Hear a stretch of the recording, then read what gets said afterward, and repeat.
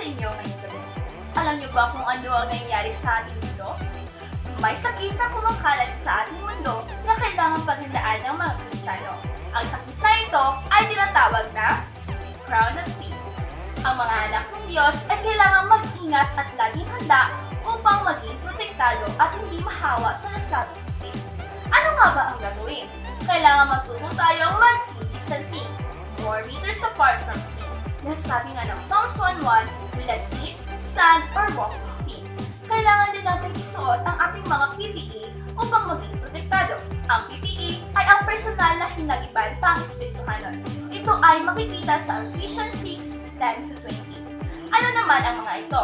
Ito ay ang mga Belt of truth, breastplate of righteousness, shoes to preach the gospel of God, shield of faith, helmet of salvation, and sword of spirit. Ang PPE na ito ay palaging isuot upang maging protektado laban sa sakit.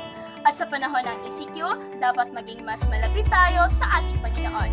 Ang ECQ ay tinatawag na Enhance Your Relationship in Christ Quarantine, kung saan palaging magdasal, magbasa ng Biblia, at iba pang maaaring gawin upang maging mas malapit sa ating Panginoon. Sa panahon ng Enhance Your Relationship in Christ Quarantine, dapat palaging isuot ang mga personal na hinigiban pang-espiritualon at patutong mag-sin distancing. Mga Kristiyano, dapat laging handa laban sa Crown of Thieves. Ito si Los Pimenta Kayasan, naghahatid ng chika tungkol sa Chika Spirit. Balik sa iyo, Maricel.